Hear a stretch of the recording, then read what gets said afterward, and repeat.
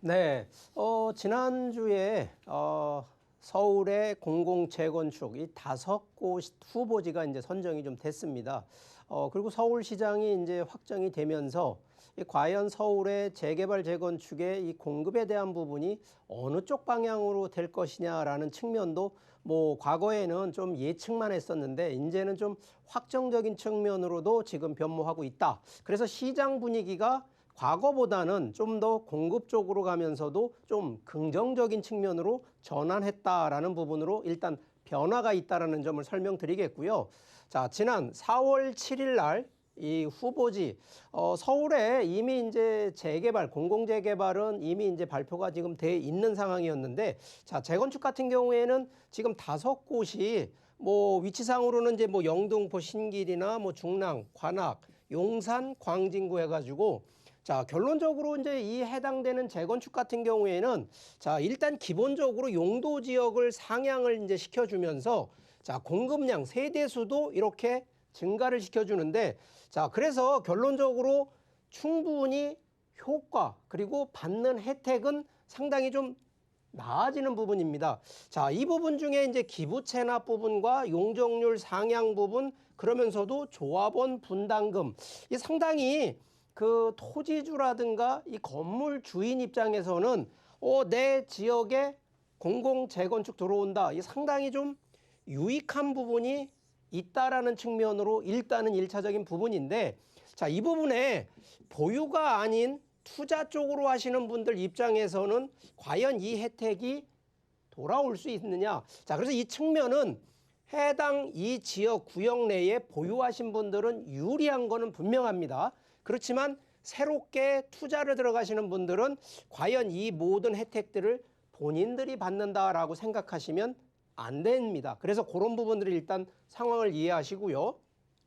자, 실제 신길 13구역, 망우 1구역 같은 경우, 그리고 미성건영, 강변, 강서, 중곡 아파트 같은 경우, 자, 과연 이 재건축이 우리 시청자분들이 볼 때도 사업성, 우리가 항상 그러지만 수익성이라 따지는데, 자, 사업성이 1위가 되는 지역이냐?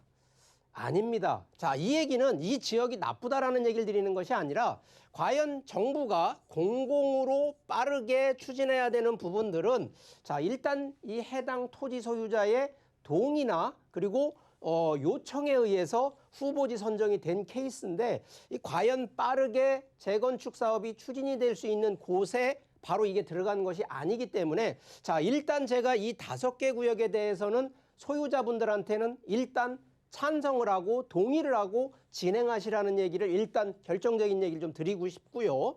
자, 그런데 실제 지금 이사 공급 대책에 의한 하나의 이제 일환이 되고 있습니다. 그래서 자, 공공재개발뿐만 아니라 재건축을 지금 93,000호를 공급하겠다. 그리고 도심 지역 내에 역세권이나 중공업 지역, 저층 주거 지역에 117,000호를 공급하겠다. 나머지 소규모 재생, 도시재생, 공공택지, 이거는 이제 서울 지역이 아닌 주변 수도권에 이제 공급을 하는 거, 그리고 리모델링이나 또 지금 현재 한창 LH가 하고 있는 신축 매입하고 있는, 자, 그래서 이런 부분으로 지금 공급을 지금 대책하는 거에 하나하나 추진을 하고 있는데, 자, 과연 지금 현재 이 부분이 얼마나 실현 가능성이 있냐. 얼마 전에 어쨌든 LH공사 이 투기, 비리 이런 상황들이 오다 보니까 과연 이 개혁안들이 진행이 되는 부분이 조금 불투명한 부분도 있긴 합니다만, 이게 지금 현재 변수입니다. 자, 그러면 LH공사가 지금도 투기 비리가 있다라고 해서 이거 지금 현재 잡고 있습니다만, 자, LH공사가 갖고 있는 부채, 그러면 결국은 자금력 문제가 생기는 거 하나. 두 번째는 이 투기 비리로 인해서 대체 공무원들, 특히나 LH공사 직원들이 이 실제 추진하고 있는 과연 이 사업에 인력들이 그대로 들어가질 못하거든요. 그러면 대체 인력이 또 부족하기 때문에 과연 이런 부분들. 자, 두 번째는 실제 재개발이든 재건축이든 추진하는 부분에 있어서, 자, 공공으로 가는 부분에 과연 요번에 서울시장이 바뀌었기 때문에, 자, 민간으로 간다라는 약간의 긍정적인 부분이 메시지가 자꾸 전달이 되다 보니까 과연 토지 소유자분들 중에 사업성이 떨어지는 데는 동의를 하시는 건 맞습니다만, 사업성이 우수한 곳에서는 제가 볼 때 이거 굳이 공공 안 할 수 있고 이거는 민간으로 가겠다 해서 오히려 반대쪽이 더 많아질 수밖에 없다는 구조가 되겠고요. 현재 서울시장하고 정부하고 지금 부동산에 대한 여러 가지 정책 중에 특히나 규제에 대한 부분이 서로가 생각이 좀 다른 부분들이 좀 의외로 좀 많습니다. 그 중에 하나가 한강변 35층 규제한 거 서울시가 이거는 바꿀 수가 있기 때문에 충분히 되지만 예를 들어서 토지거래 허가구역 같은 경우에는 정부에서 손을 대는 거기 때문에 서울시가 또 손을 못 대는 부분, 거기에 일반 재개발 재건축에서도 규제가 상당히 있는데 그 규제도 서울시가 손을 댈 수 있는 것도 있지만 거의 또 손을 못 대는 그런 규제가 있는데 과연 이런 부분들이 얼마나 서울시가 됐던 정부가 됐던 바꿀 수 있는 그런 시간적인 거와 정책적인 것이 가능하겠느냐. 그래서 이 변수, 이 세 가지가 얼마나 가능성이 있냐 없느냐에 따라서 진짜 실제 정부가 내놓은 공급 정책이 된다 안 된다라는 결론이 좀 나오는데, 자, 그럼 결론적으로 좀 말씀드리면 실제 부동산에 지금 어쨌든 영향을 미치는 거는 공공으로 가느냐 민간이 주도가 되느냐의 향방이 상당히 좀 차이가 있다는 거. 그러면 사업성이 우수한 재건축 재개발 지역 같은 경우에는 여전히 투자 매력도가 높다라고 이해를 하시면 될 것 같고요.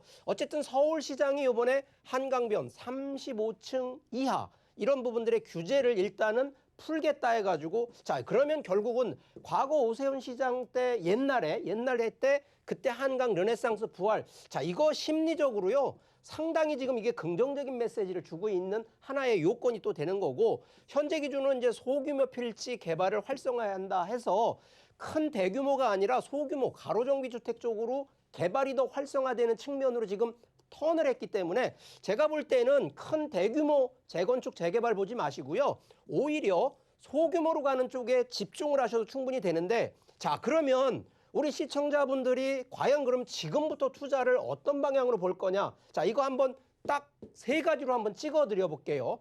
첫 번째, 한강변 서울시에서 일단은 권한으로 35층 규제를 풀면 50층짜리던 이상이 되는 고층이 들어간다 그러면 중장기적으로는 한강변을 집중을 하시라는 얘기를 좀 드립니다. 특히나 지금도 뭐 마용성 쪽에 한강변 이건 충분히 승산이 있다라는 측면이 되겠고요. 두 번째, 과연 이 재개발 지역이 들어가는데, 자, 제가 여기서 재건축은 일단 빼놨습니다.